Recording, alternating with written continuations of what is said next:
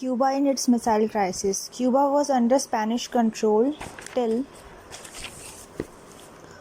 1898. It was liberated by America and it developed as an independent republic. However, the Americans exercised great control over the Cuban economy. There were huge American investment in industries of Cuba.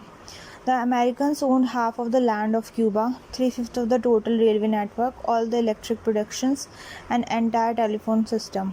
Cuba as a country was prosperous, but her economy was over-dependent on her sugar exports, of which the America was the biggest market.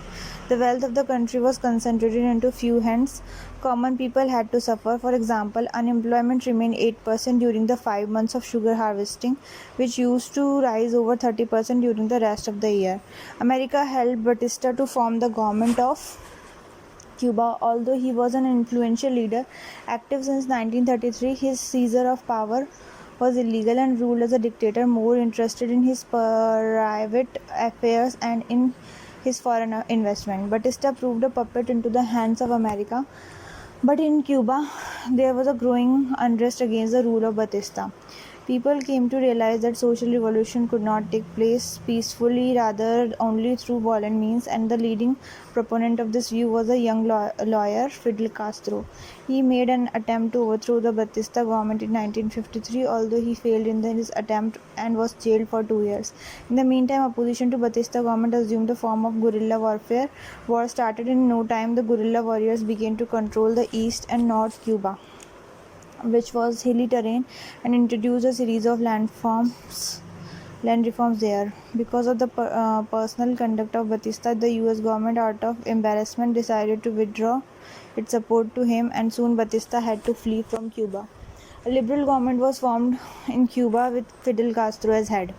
Castro's policy brought him in direct confrontation with America, as he started with nationalizing all Cuban factories, many of which were controlled by American capitalists.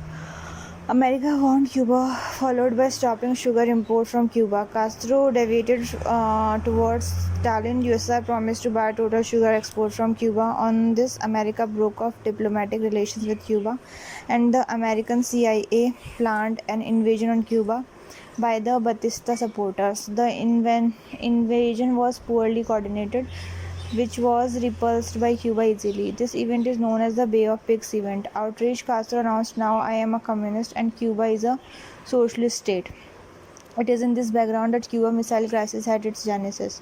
The Russian President Khrushchev decided to set up a nuclear missile launch station in Cuba, with the objective to install missiles with the range of 2,000 miles, thereby to keep all Central and Eastern American states under missile threat. 4 major American states were targeted: New York, Washington, Chicago, and Boston. Khrushchev's plan was in retaliation to American missile base in Turkey, where missiles were installed pointing at major towns and cities of the USSR.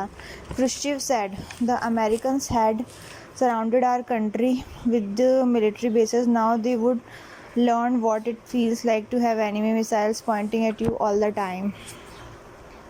The American President John F. Kennedy alerted the American troopers began a blockade of Cuba to prevent the 25 Russian ships to take nuclear weapons to Cuba, and demanded dismantling of Cuban missile station. The situation reached to a such stage where Third World War involving use of nuclear weapons could start any time.